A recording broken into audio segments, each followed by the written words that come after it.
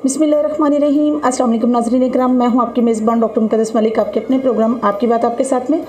नाज़रीन इकराम, आज हम मौजूद हैं NH68 यूसी सांतल में, और यूसी सांतल का जब भी नाम ज़बान पर आता है तो with due respect automatically Chaudhary Khurshid Alam साहब के ख़ानदान का जिक्र आता है। और क्यों जिक्र ना आए, ये वो ख़ानदान है जिन्होंने 1958 से सबसे पहले ज़हूर लाई शहीद जो हैं उनको यहाँ एक जलसे की सूरत में वेलकम किया।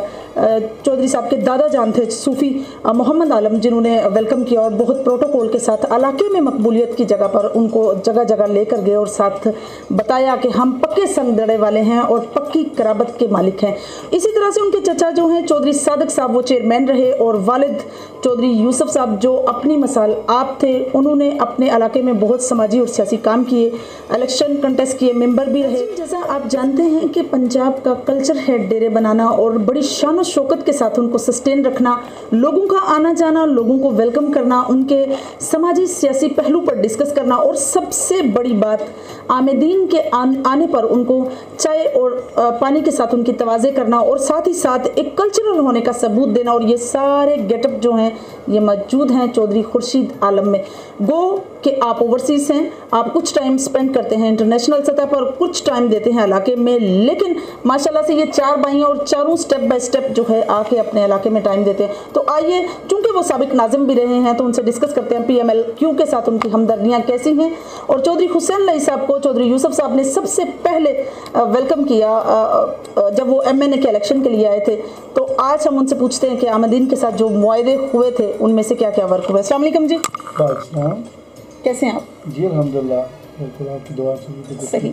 सर, आपके ख़ानदान का वतीरा है और सियासत और समाजत आपके ख़ानदान की बहुत पुरानी है, लेकिन जब आपने बाकायदा सियासत का आगाज़ किया तो आपका मंशूर क्या था? जो हमारे दादा जान थे सूफ़ी मोहम्मद आलम जी, उस वक़्त लोगों के क्रेडेंशियल्स होते थे, पर्सनालिटीज़ होती थी, बात होती थी, जो वादा करते थे वो मुकम्मल करते थे। ऐसे ही तो वो उस वक़्त गैर सियासी होकर, उस वक़्त जब मेरे दादा जान सियासत में या दुनियादारी में खिदमत खलक करते थे, उस वक्त हमारे एक ही वन पार्टी सिस्टम था। यानी नवाबजादगान, हमारी बरादरी में गुजर है, वो हमारे नवाबजादगान थे। चाहे हमारे बहुत से लोग थे जैसे मेरे दादा जान थे और भी उनके दोस्त थे, लेकिन वोट इलेक्शन उनको ही वोट दिए जाते थे, बरादरीज़म के तौर, हमारी बरादरी के हैं। ठीक है।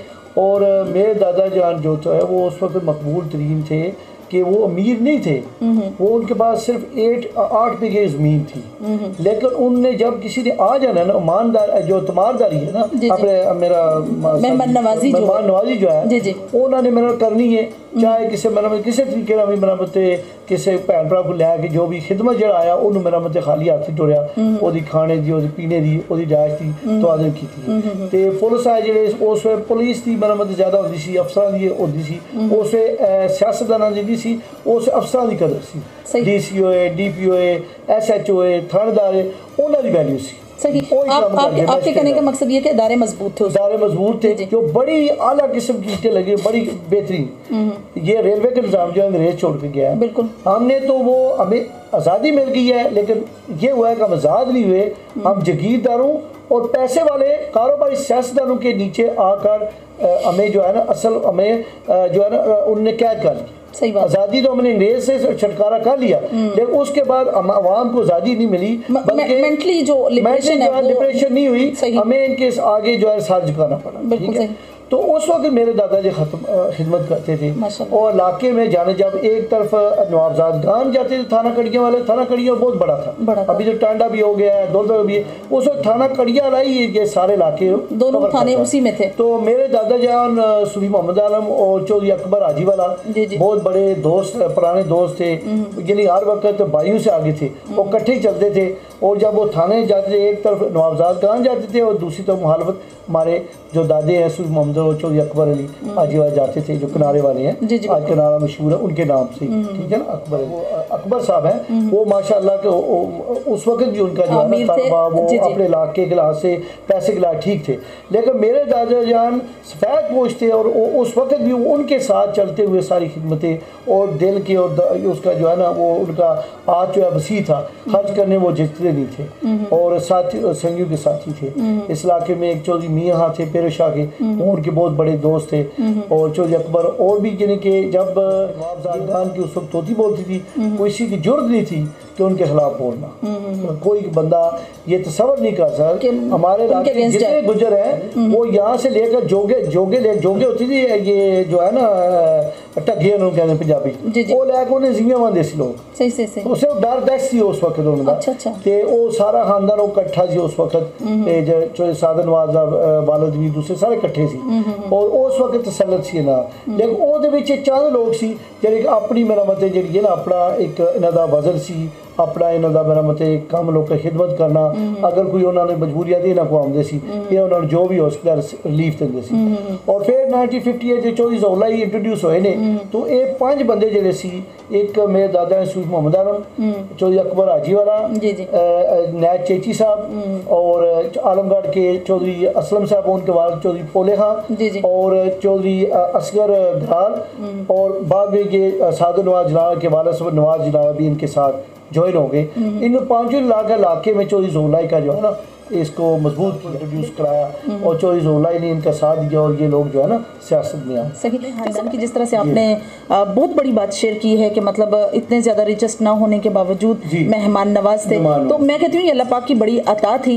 आपने अपने बड़ों बुजुर्गों की जो महफिल है उनसे क्या सीखा, और अगर बात आ जाए आपके ख़ानदान की विरासत को तो किस तरह से सस्टेन किया? मेरे बच्चे बाहर हैं यूके में और वेल अल्हम्दुलिल्लाह हम सेटल्ड है, हमें ज़रूरत नहीं है इधर आने की। ये गर्मी के मौसम में अभी आया हूँ इसीलिए कि हमारे दादा जान का नाम था। मेरे वालिद साहब जो 92 में मेरे दादा जान फोत हो गए थे, हर चीज़ एक हुक्म वालिद के हुक्म के, यानी वो पहले 6 महीने बीमार हो गए थे, हर चीज़ छोड़ के इधर आ गए। अपने वालिद की खिदमत की, 2 साल पहले आ गए थे, उनकी खिदमत की कि इससे आगे कुछ नहीं, हर चीज़ बेच बाज कर इधर आ गए, ठीक है ना।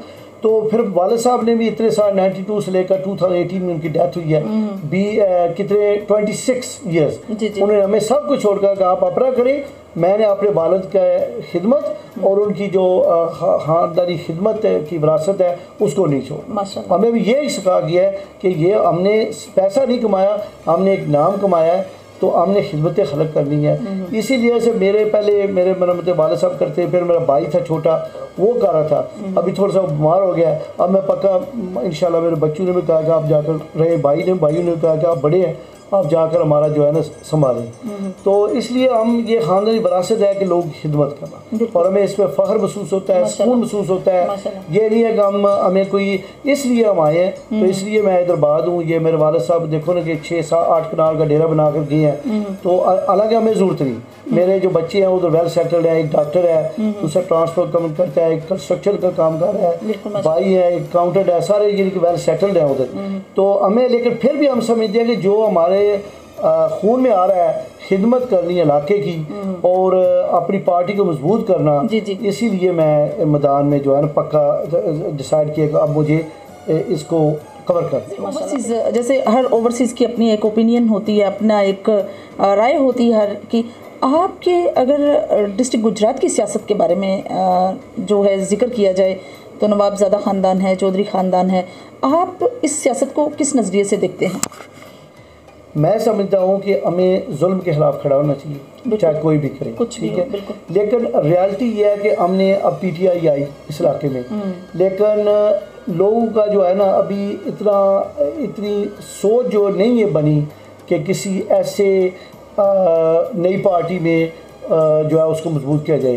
वो हमारी दड़ों की सियासत है, गांव में ज़्यादातर अपने लोग एक दूसरे के खिलाफ हुए हैं और वो दड़ों की सियासत है। और फिर इसी तरीके से हम इसको कैरियर कर सकते हैं कि ये जो खानदान है इस पर बैठे हुए हैं और हम समझते हैं कि हम ज़ात बात से ऊपर होकर, बरादरी ऊपर होकर जो अच्छा बंदा है उसका साथ दें। और जो चौधरी ज़ौला खानदान है मेरे हिसाब से उन्हें काम भी ज़्यादा किए हैं और वो कर भी सकती हैं हैं, गुजरात का नाम भी रोशन किया है और हम शुरू से उनके साथ दे रहे हैं और आगे भी देते रहेंगे। नवाबजाद गान देखो ना, चौधरी वजाद साहब का एक कितना दानिशमंदाना फैसला है कि अभी वो उनका बेटा 24 साल का, उसको जो है वो डाल दिया सियासत में। देखो ना, एक कौन चाहता है कि अपना बेटा जो इतना यंग है, यानी पढ़ा लिखा है, लोग कहते हैं चलो जी बाहर जाए, यो बिजनेस करे या कोई मतलब स्कूल ले, तो उन्होंने अपनी, क्योंकि उन्होंने जारी रखा है खिदमत काम, उन्हें एक यंग बंदे को लॉन्च कर दिया और लॉन्च किया, वो सक्सेसफुल हो गए। इंशाल्लाह आइंदा भी वो मैंने होंगे क्योंकि वो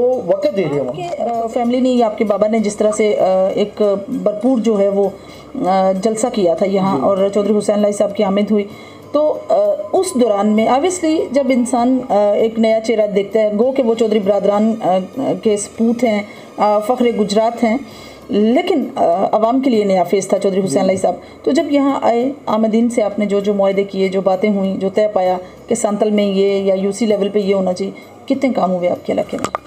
देखिए जी, बात यह है, काम होते रहते हैं। बात यह है कि जब पहली बार हुसैन लाई साहब आए तो उन्होंने वालिद साहब को कहा कि अंकल मैं जो है ना, ये वो पुराना मेरे वालिद साहब भी अच्छी सियासत, लेकिन मैं अपने दादे की तरह की सियासत करना चाहता हूँ। तो वो बहुत खुश हुए कि अगर आप दादे वाली सियासत करें तो आप कामयाब रहेंगे, क्योंकि चौधरी ज़हुरुल्लाह ने इसी तरीके से लोगों को वक्त दिया, लोगों के काम किए और हर आदमी को मेरा मतलब बहुत अच्छे से धड़े का साथ दिया और लोगों के वाकई काम किए और जहाँ भी होते थे हर बंदे को वेलकम करते थे। देखो ना, ये गाँव के सादा लोग थे, जब उनके पास जाते थे मेरे दादा जान, तो उनके दोस्त, तो उस तरह वो भाई की तरह वेलकम करते थे। ये नहीं है कि बंदा जाए वो सुना है अपोजिशन वाले जो बड़े हैं उनके वो गाली देते हैं लोगों को, तो ऐसा नहीं था। तो वो बहुत खुश हुए कि हुसैन लाई साहब का जो है ना विजन, वो तो बड़े खुश हुए कि वही कल्चर आ जाएगा और उन्होंने प्रूव किया कि वही कल्चर दादा जान वाला उन्होंने जो है ना माहौल पैदा किया लोग के साथ तलक। देखो मैं आपको मिसाल देता हूँ कि इलेक्शन आज़ाद कश्मीर का हुआ,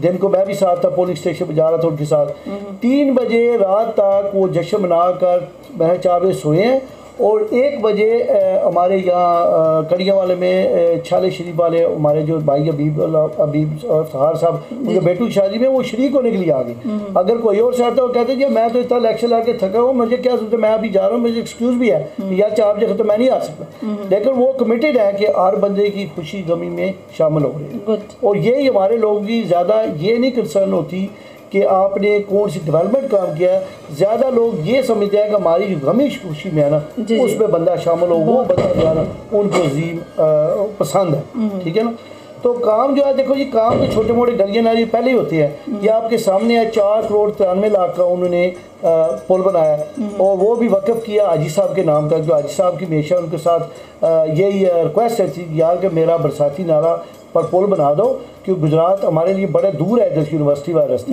हमें लग जाता था घंटा, अब हम 20 मिनट में गुजरात पहुंच जाते हैं। और हमारे लिए पूरे मेरा मतलब बॉर्डर एरिया के लिए जो है ना उधर से ये पुल के जरिए गुजरात जो है ईज़र हो गया। तो 5 करोड़ का एक मेगा प्रोजेक्ट तकरीबन हमारे इलाके के लिए तो उन्होंने मुकम्मल कराया। फिर उन्होंने हमारे दूसरी यूसी के गांव में सब में 1 करोड़ 1.5 करोड़ के काम कराए हैं और इंशाल्लाह आगे भी कराते रहेंगे। और मैं ज़ाती जो है ना, मैं समझता हूँ कि ये काम है, लेकिन मैं चाहता हूँ उनसे रिक्वेस्ट करूँगा और कहता भी रहता हूँ कि हमें चाहिए कि तलीम के मैदान में ज़्यादा काम है। हमारा ये स्कूल है, ये स्कूल जो है ये मोटरवे हमारा, देखो ये बहुत बड़ा गवर्नमेंट का मनसूबा है, या पता नहीं कितने अरब का 42 अरब का 40 अरब का मनसूबा है। तो ये हमारे बिल्कुल बैक में जा रहा, मेरे डेरे के पीछे से चल रहा है ये मोटरवे। और इसके जो लाइन ये हमारा हाई स्कूल उस पर आ गया है, वो मेरा 16 कनाल जगह है और 11 कनाल जो है वो मोटरवे जा रही है। हमें बड़ा परेशानी है क्योंकि लोग, हमारे जो गाँव के लोग हैं उन्होंने खुद ज़ाती पैसा लगाकर बहुत से कमरे और मस्जिद एक भाई ने बनाई है, डॉक्टर अंसर साहब उन्होंने मस्जिद बनाई है, बहुत अच्छा काम किया है। तो वो भी अंदर आगे शहीद होने वाली है। तो हमें इसकी फिक्र भी है, लेकिन एक मेन काम प्रोजेक्ट जो मोटरवे है वो हमारे इलाके की तरक्की के लिए बहुत ज़रूरी है। और इसलिए हम चाहेंगे कि जो एजुकेशन डिपार्टमेंट है वो हमें ज़मीन भी दिलाए और हमारा स्कूल जो है उसका ग्राउंड बड़ा करे, बहुत छोटा हो गया। तो यही चॉइस साहब इंशाल्लाह आगे करेंगे हमारे लिए, स्कूल की और हमारे अस्पताल अपग्रेड करेंगे, ये ज़्यादा ज़रूरी चीज़ है। जी बिल्कुल, मतलब जो बेसिक राइट्स हैं उन पर एजुकेशन, जी जी, ट्रांसपोर्ट का बहुत बड़ा मसला है, क्योंकि प्राइवेट ट्रांसपोर्ट है वो जब गुजरात से आते हैं, अगर फेल नहीं आते ये वाया हमारे गांव की तरफ डायरेक्ट चले जाते हैं हाथी वाले, हमारे लोग रास्ते में रह जाते हैं। तो इंशाल्लाह चौधरी साहब ने भी ये कहा है कि अब ये ज़्यादातर उन्होंने रोड्स का इंफ्रास्ट्रक्चर ठीक कर दिया है।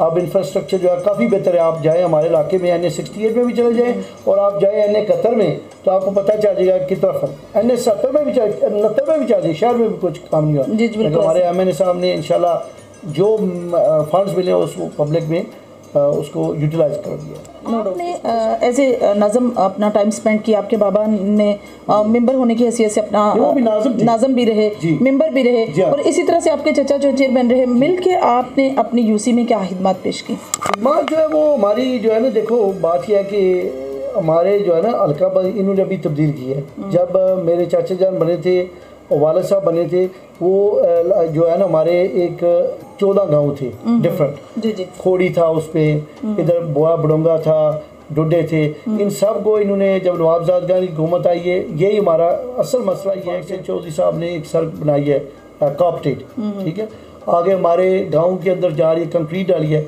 नाला को बंद कर पानी जो है सड़क पर डाल दिया। अब क्या करे कोई, मतलब नाला बंद किया गया और नाला को बंद कर दिया किसी वजह से, खुद अपनी मर्जी किसी ने गांव में, और पानी जो है सड़क में डाल दिया। अब क्या करेगी सर? सही बात। तो हमारी भी जो कुछ जिम्मेदारी ऑब्वियसली कि हम भी अपनी चीज़ को, जैसे अब घर को हिफाजत करते हैं, जो कॉमन चीज़ें हैं जो आम पब्लिक के लिए हैं, हमारे नबी पाक सल्लल्लाहु अलैहि वसल्लम ने फरमाया कि अगर कोई कांटा भी रास्ते में हो या कोई चीज़ रुकावट हो तो उसको उठा दे, वो भी सवाब है बहुत। बेशक। और हम जो है वो रास्ते को ख़राब करें, सही बात है। तो ये हमें भी थोड़ा मैच्योर होना चाहिए एज अ पब्लिक, जो है पब्लिक को भी कुछ अपनी जिम्मेदारी लेनी चाहिए। सारी जिम्मेदारी गवर्नमेंट की नहीं होती, कुछ पब्लिक गवर्नमेंट की भी होती है। सही। तो अगर पाकिस्तान के डिफरेंट इलाकों की बात करें तो जराइम हम में से हमारे ही पैदा किया चीज़ें हैं, हम ही माशरे का एक हिस्सा है, हमारे माशरे में ही कोई ना कोई प्रॉब्लम्स क्रिएट्स हम लोग ही करते हैं। आपको क्या लगता है कि अगर कड़ियांवाला या टांडा की बात करें तो इन दोनों हदूद में जो है वो जराइम या कुछ इस तरह के मामलात, लड़ाई झगड़े, फसादात घरों के ये जो बढ़ रहे हैं,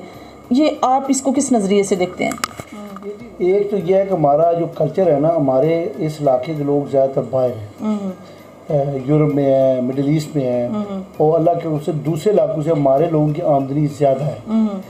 उससे ये है कि लैंड जो है ना, लैंड की वैल्यू बढ़ गई है। अब लोगों के पास आस पास जो है ना, पहले उसकी वैल्यू नहीं थी, यही था कोई गाद हो, गंदम हो गई, कुछ हो गया, अब उसकी वैल्यू बहुत बढ़ गई। ठीक है। अब लोग देख रहे हैं कि हमारी जगह है कहाँ, उसकी वैल्यू क्या है, और लोग जो है नजायज़ तरीके से पटवारी से लगा कर फर्ज इल्ज़ाम लगाई ये हमारी है, हालांकि दूसरे 40 साल की। तो ज़्यादा लड़ाइयाँ लोगों की ये लैंड के रीज़न की वजह है। ठीक है।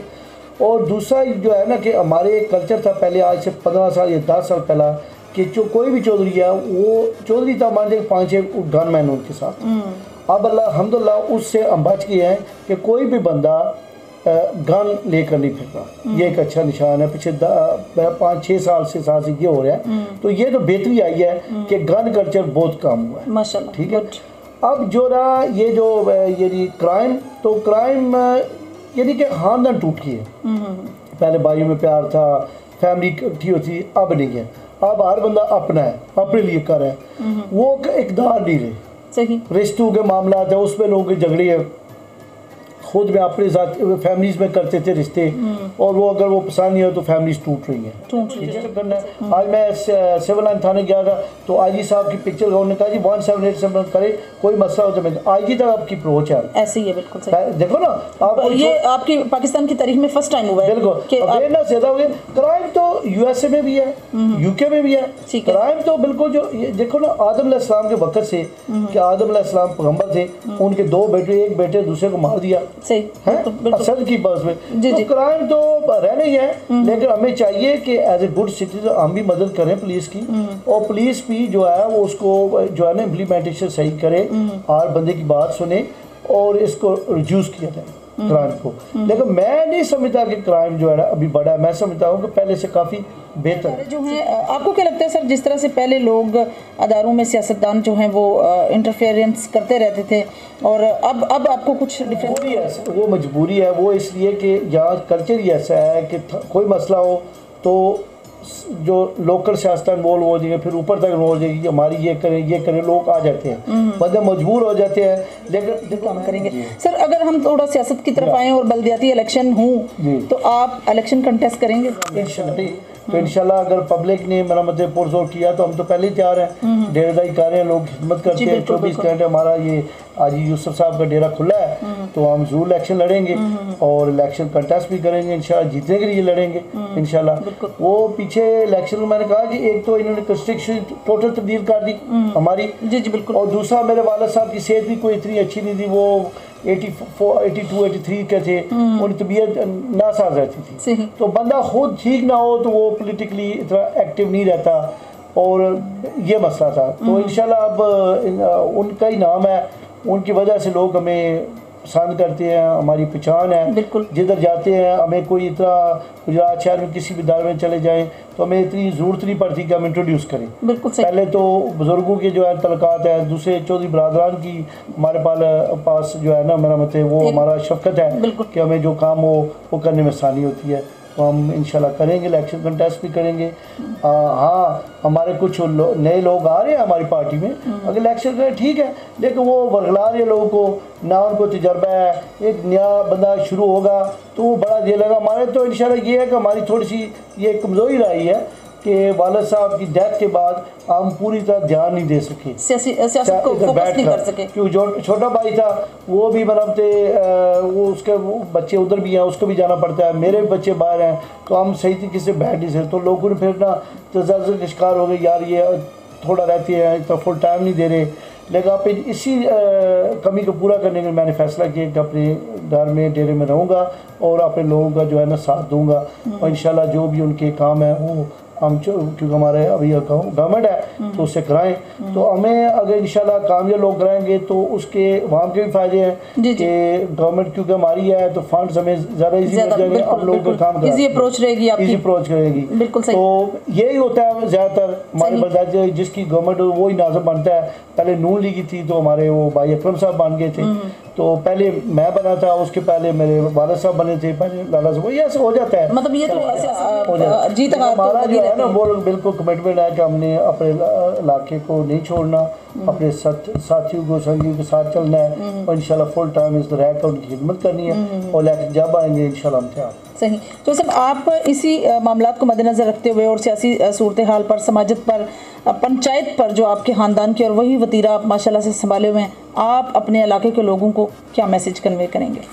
मैं इलाके के लोगों को मैसेज ये करूँगा कि हम इत्तेफाक करके काफ़ी काम है जो हम खुद कर सकते हैं। बिल्कुल। सारी उम्मीदें बड़े सियासतदानों की तरफ ना लगाएं, इत्तेफाक से हम मिलकर, हमारे लोग काफ़ी बाहर हैं, बजट बनाएं, छोटे मोटे काम खुद हम करें, बड़े काम हम चौधरी MNA साहब को कहें, MP को उनसे कहें, और अपने लोगों के काम कराएं, ठीक है ना।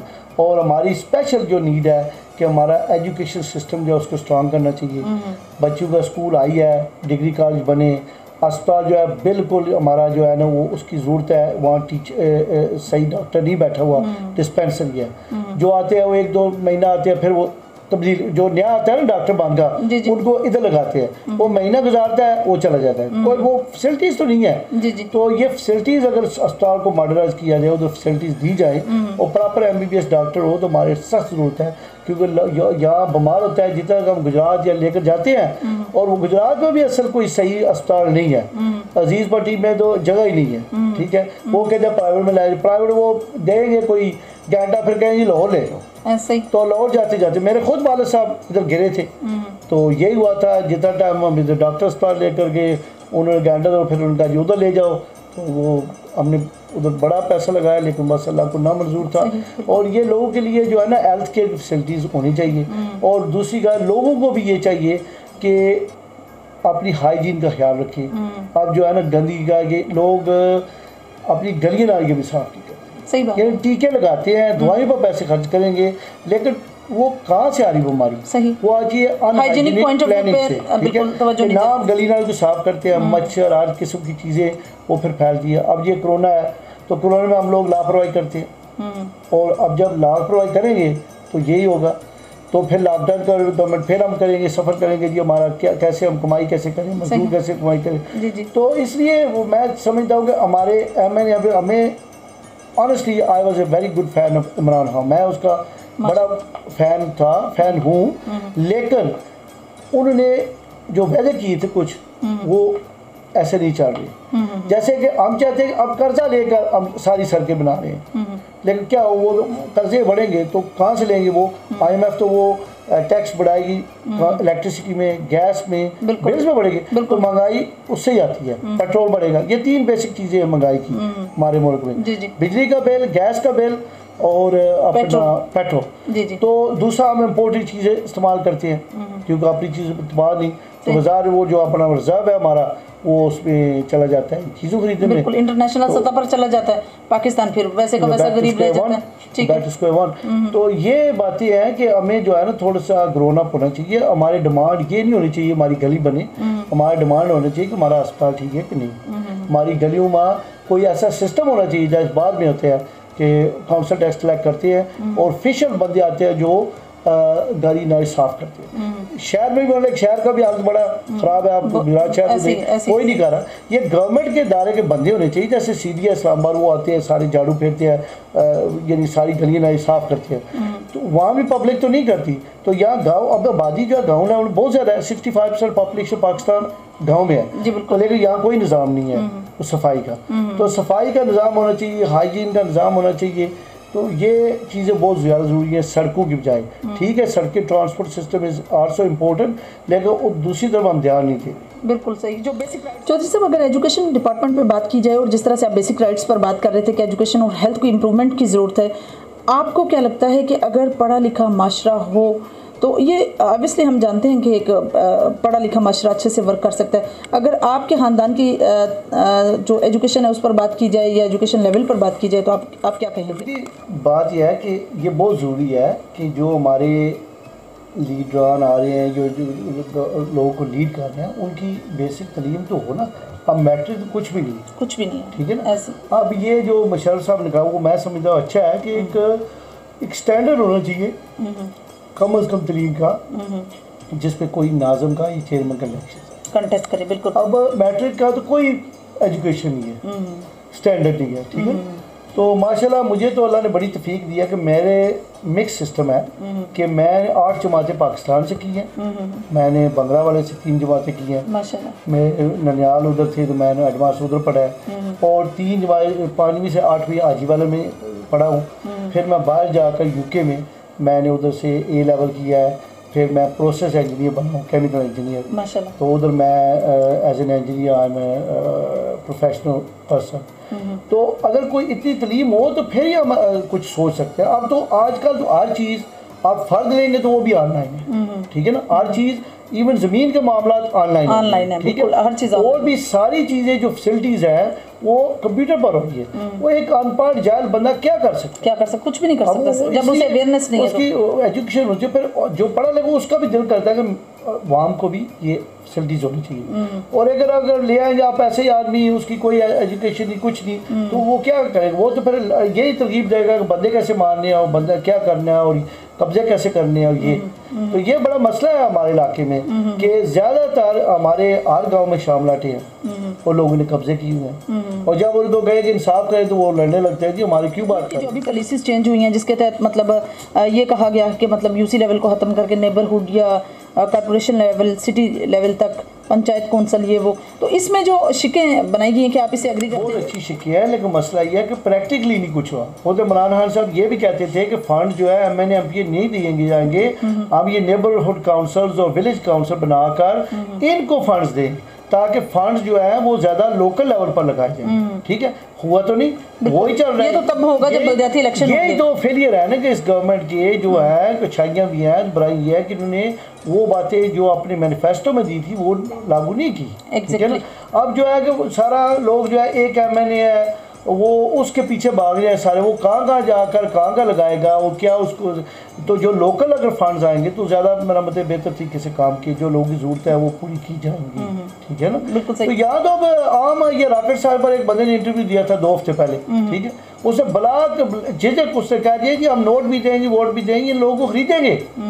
हमारी UC का एक बंदा है, ठीक है ना, उस जाल ने इंटरव्यू में कहा कि मैं नोट भी दूंगा वोट भी दूंगा। अब बंदा जो लड़का ये इतनी सेंसी है कि तुम क्या कर रहे हो, लोग को ये तरकीब दे रहे हो कि मैं वोट खरीदूंगा। तो ऐसे बंदों को इलेक्शन में पैसे बैन करना चाहिए कि इसका जो कह रहा है कि मेरा भाई इलेक्शन लड़ेगा, दूसरा लड़ेगा, उसने नोट से वोट लेने हैं, तो ऐसे बंदे को हम जो नोट से वोट लेगा तो वो कमाई नहीं करेगा, बिल्कुल वो ना कि जी वो हमारी यूसी का ही बंदा, उसने कहा जी नोट भी दूंगा वोट भी दूंगा। वोट तो आपका हक है जान दे, लेकिन नोट देकर वोट लेने ये तो मेरा मतलब बड़ा खराब है, ये तो ज़मीर खरीदने वाली बात है और इलेक्शन कमीशन के प्रोसेस के खिलाफ है। वो बंदा अभी 2 साल नहीं हुआ तो पहले 45 में उसने इंटरव्यू दिया है कि वो जैसे बता रहा था कि मैं वकील हूँ, कैसे बंदे इधर लाने हैं, कैसे लीगल करने हैं, वो अलग वे आपको आती नहीं है। अब 45 मिनट आप इंटरव्यू दे रहे हैं कि बंदे कैसे लीगल करने हैं। ऐसे ऐसे बंदे जाल मेरा मतलब वो इधर आ रहे हैं और वो पैसे के जोर से कह रहे हैं कि हम इलेक्शन लड़ेंगे। इलेक्शन जो है ये पैसे से लड़ा जाता है, ये ठीक है, फॉर्मूला है मुल्क में कि पैसे के बगैर नहीं किया जा सकता, लेकिन आप इसको प्रमोट तो ना करें। इसका मतलब है कि हमारी कोई वैल्यू नहीं, हमारे जो वहाँ में उसकी वैल्यू नहीं, जिस वक्त मर्जी खरीद ले। सही बात है, मतलब गरीब का कोई ज़मीर नहीं रहा, आवाम या कॉमन पर्सन का कोई वो। मैं समझता हूँ कि इलेक्शन होने नहीं चाहिए, अगर होने हैं तो इलेक्शन कमीशन की पावर होनी चाहिए कि ये जो लोग ऐसे पैसे इस्तेमाल करते हैं उनके साथ स्ट्रॉन्ग हैंडली बरता जाए ताकि वो इस चीज़ को इनकरेज ना करे, आम आदमी तब कराए। तो अगर ये अब खुलेआम लोग कह रहे हैं कि जी हम ये कर देंगे तो इसका मतलब इलेक्शन क्या है, वो सिलेक्शन नहीं हो, फिर तो वोट जिसके पास पैसे वो नहीं लेगा, वो क्या काम करेंगे। मतलब आप करा रहे हो, ये दिखागा मेरा वो रिश्ता, भाई अपनी इंट्रोडक्शन कराओ। अब मेरा बाप है, वो लाके जानते हैं मैं कौन हूँ, वो कौन है, हम जिंदा है, अपना संभाल सकती है। वो हमारे मामे मान रहे हैं कि जी हम करेंगे, ये करेंगे। इस तरह से नहीं होता। इसलिए ये जो है ना, ये हमारे सिस्टम को तब्दील होने की ज़रूरत है। बिल्कुल सही। इलेक्शन कमीशन को फुल इख्तियार होना चाहिए।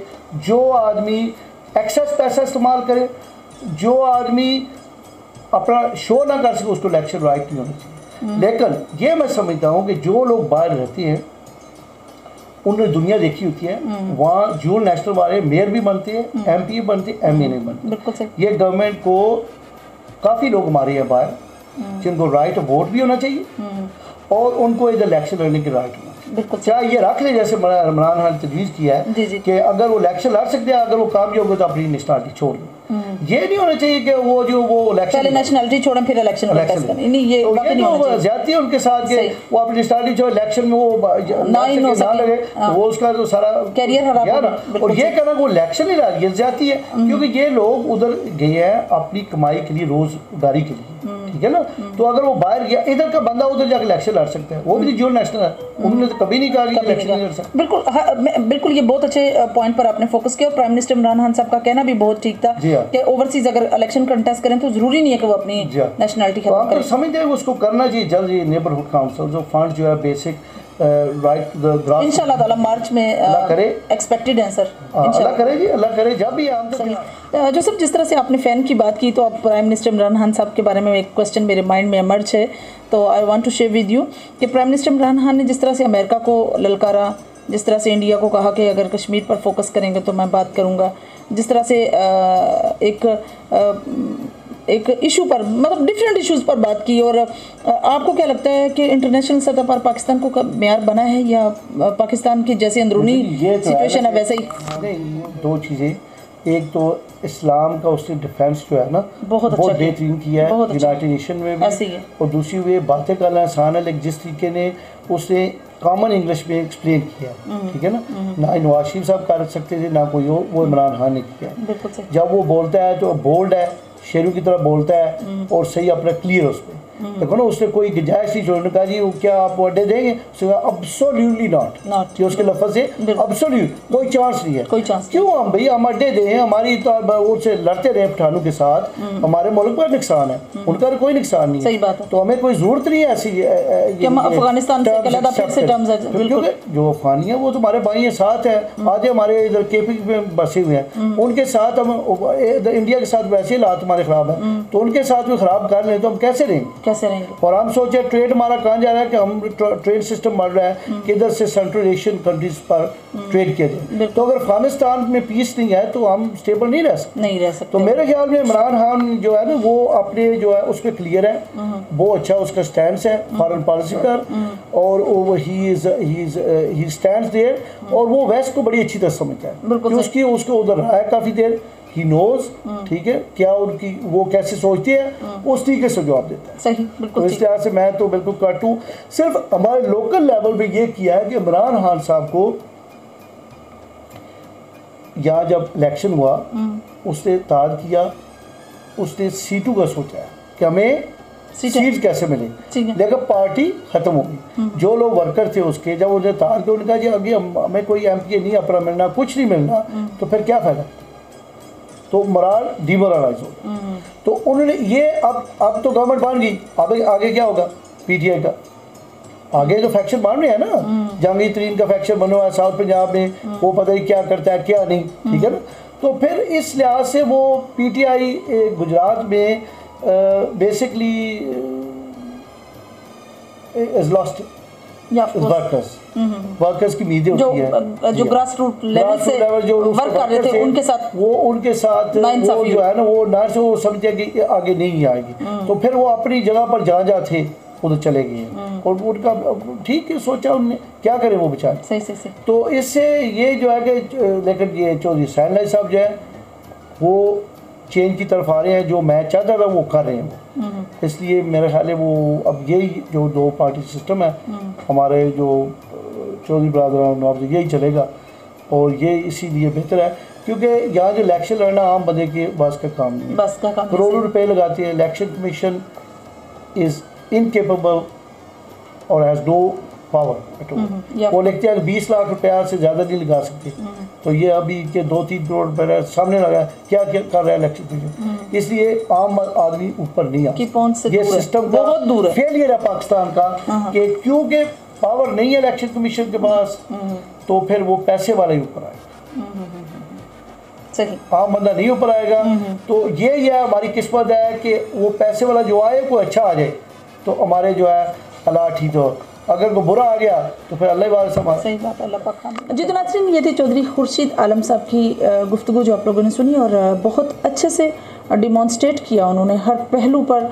प्राइम मिनिस्टर इमरान खान साहब की बात आई तो उन्होंने ओवरसीज सतह पर या इंटरनेशनल सतह पर एक स्टेज जो कि वाकई अप्रिशिएटेड है वो उसको डिस्कस किया। और अगर हम अपने डिस्ट्रिक्ट गुजरात की सियासत की बात करें तो उसमें भी दोनों फैमिलीज़ को बहुत अच्छे से उन्होंने बताया कि किस किस तरीके से जो वर्क कर रहे थे। और बात जब आ गई है क्राइम या इस तरह के रेशो की, तो बहुत ही बड़े अलमिया की बात है कि सबसे मेजर रीजंस जो है क्राइम बढ़ने की, इट्स रिलेटेड टू एडिक्शन। जो भी लोग एडिक्टिव हैं या ऐसी एडिक्शन पर पॉलिसीज़ पर काम कर रहे हैं, अज़राए करम प्लीज़ फोकस करें कि आप किसी को ख़राब नहीं करें, अपनी ही नस्लों को, अपने ही इलाकों को आप ख़राब कर रहे हैं, आप उन्हीं को फ्रस्ट्रेट कर रहे हैं, उन्हीं को आप स्पाइल कर रहे हैं। प्लीज़ इस पर फोकस करें। बहुत ही अच्छे इशू पर चौधरी साहब ने बात की है। इंशाल्लाह हमारी और आपकी मुलाकात होगी फिर किसी नए प्रोग्राम में। तब तक के लिए इजाज़त चाहती हूँ। अल्लाह हाफिज़।